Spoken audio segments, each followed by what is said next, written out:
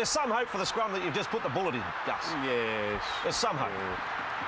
Yes. Yeah, I'm not convinced. So Corey Patterson was in the centres then. He's a second rower, so you have to say, mate, back you go. I'm not convinced. See, 10 metres out from your own line with a scrum feed in the old days, you had to have your forwards in the scrum, otherwise the other mob would push it off you and you'd have to defend. I mean, you know, I don't get the modern scrum. I'm not saying the old. I mean, the old scrums were fun, but I don't want to go back there. But the modern scrums leave me cold. That scrum 20 metres in from touch, When I was brought I up must be missing something. That's ridiculous. Well, it hasn't produced better play, has it? It was there to open up that short side, but it hasn't opened up the short side at all. It doesn't open up, and it closes everything down. Yeah. It's ridiculous. When I was brought up following rugby league, used to get the Sun newspaper or the Daily Mirror, and one of the stat columns in the old days used to be the scrum win percentage of the hookers. John McMartin, Bruce Foy, and you'd have a look at George Papona, see if they're 54%, and you took some pride in that. That was a big stat to win. Now, it just doesn't matter. So let's just at least have something. I played in a game at Penrith one day. We had a little hooker playing his first grade debut, a kid called Phil Sinclair, terrific bloke. And we lost the scrums 27-2 against John McMahon.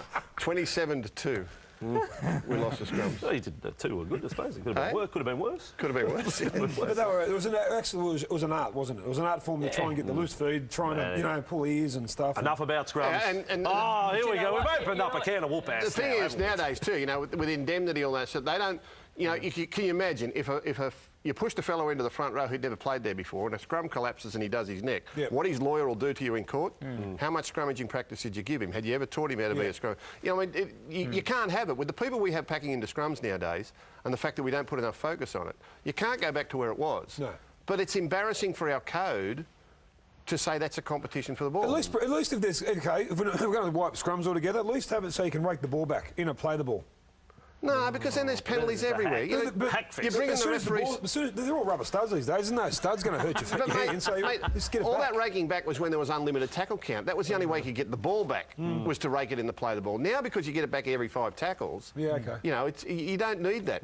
And I think without the scrums, you could just turn it over and play on. We do it on 5th and 6th tackle now anyway. You know, we need the buzzer. Well, need the buzzer. Can we get a buzzer? What time is it? Well, there it is. Want to show some... Yeah, there we go. Scrums. The good play of the Melbourne Storm last night. Now, I think there's so much to like about the Storm's victory last night when you consider the personnel they're playing without. But notice in this passing rush, all the stars combine in this play there from Smith to Inglis, and then in the next passage, Smith takes off and Finch will link up, and then Slater will chime in, and there's a try at the end of it. They're some side, aren't they? They're some club. They're a great club. Yeah, mate. That is what some of the sides don't get. That, you know, whilst that looks very ad lib, it's very much rehearsed and they're alert to it. And the thing was, it was attack on attack. They put their play to the left, disorganised to the defence, then feigned to go left, come back through the play, the ball came right, and when they came right, everyone was ready and in position, running their right line. That doesn't happen by accident. It looks ad lib and brilliant, but they're so well trained and skilled in that, and that's why they're a great side.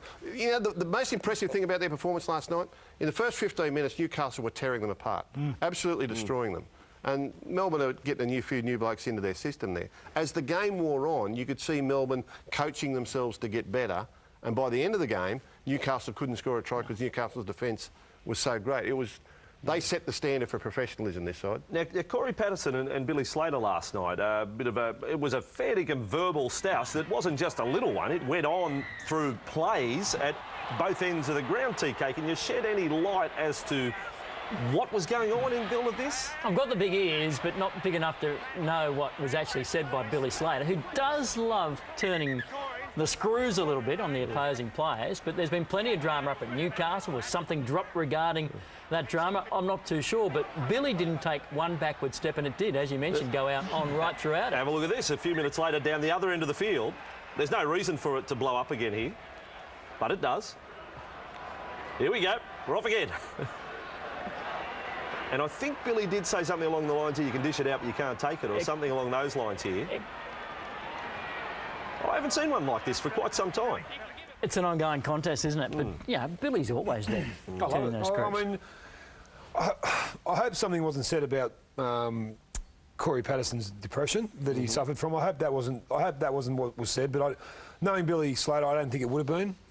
If it was, that's a low blow, and that shouldn't be tolerated on the field. Saying that, once you're on the field and your public life is public, you're open to all type of scrutiny. So I would have imagined that Billy Slater maybe said something about what's gone on in Newcastle over the last 2 or 3 months. Well, I hope he did anyway. Alrighty, we'll take a break on the Sunday race. More coming up as we continue our look at Joe the cameraman's greatest hits.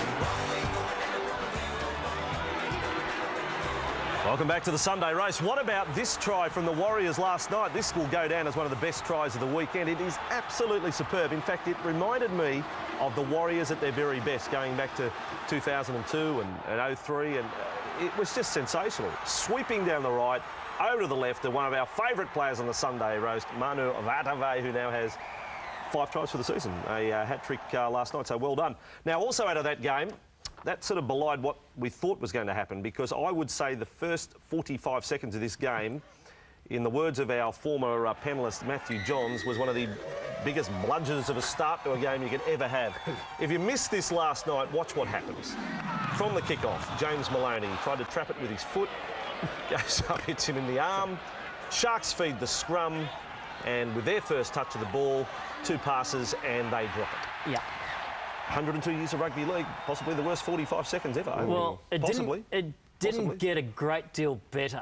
No. After that, there were brief moments of highlights there. And does any bloke run backwards more than Brent Tate? I think he had a good game. Yeah, but he specialises in it. Yeah, great player, but he loves going backwards. I actually was laying him at home last night watching this game. I didn't mind the one bit. Of course, there's a lot of errors, but I'm actually starting to feel sorry for the Sharkies. I really am. I think they're going to be in a dogfight all the way, but they're just going to lose these games by 4 to 6 points, and I'm feeling sorry for them. Now, 9th minute of the game, Gus, you'll love this. And Jeff, one of our viewers, has pointed out that we had a caution. And as you can see, 9-minute mark, we haven't even reached it. And the Sharks concede a penalty. The Warriors concede a penalty. So they're slowing the play down. That's the penalty. They're slowing the ball down, and it's 5 minutes out from the line. But it's the greatest contradiction in rugby league. The referee then issues a caution, which slows the play down by another 40 seconds. 9 minutes, Gus, we have a caution. You're not happy, are you? Oh, mate, look. It's 9 minutes, Gus. What does it mean? The refs are tired? It's 9 minutes. What does it mean? 9 minutes in. It's a joke. I don't know how they sit there on Monday in their review meetings and justify what they're going on. Amazing. Robert Finch has lost the plot. I'm sorry. I like Robert Finch as a bloke, but he has lost the plot. Get someone in there who can give referees back their personality and give our game back to the players, because that's what we go to watch. We go to watch the play. We don't go to watch referees and those boring cautions. I said on Friday night, I'm starting a petition. I want the referee caution outlawed. No referee caution. Penalise him if he's wrong. Play on if it's not, and let's just do that. Sorry to upset you, and Jeff, the emailer, he upset you. I'm sorry about that, mate. Cowboys last night against the Panthers. I can't work out the Cowboys. It's round 2. I can't work them out. It might be round 22, and I still won't have worked them out. What's their season going to hold? Because they've shown us in patches, 15 minutes against the Bronx, and again last night about 20 minutes. They're wonderful, but what are they going to achieve this year, TK? Well, I think they've scored 2 points in their opening 40 minutes so far this year, the Cowboys. If ever a team is going to let you get back into a game, unfortunately, it is the Penrith Panthers. They can compound in a period of 15 minutes and allow tries, as they did against Canberra. They're the great underachievers of the National Rugby League competition, I'm afraid to say, the Cowboys. Well, I've got them in my 8, and as long as Jonathan mine. Thurston's got a pulse, they're a chance. Yeah, well, that's been proven the That's first the thing 2 with them, weeks. I think, Vossi. In the first half of both games the last 2 weeks, they've played structured rugby league, where it's been really... They look uncomfortable playing structure. Just give the ball to Thurston. Just give him the ball. JT. Like it under 7s. Give the best player and he'll run around him. JT we trust. That's the Cowboys slogan right at the moment. We'll take a break on the Sunday roast. There's more coming up other side of this great hit. Say we can act if we want to, if we don't nobody will. And you can act real rude and totally removed, and I can act like an imbecile. Say we can dance,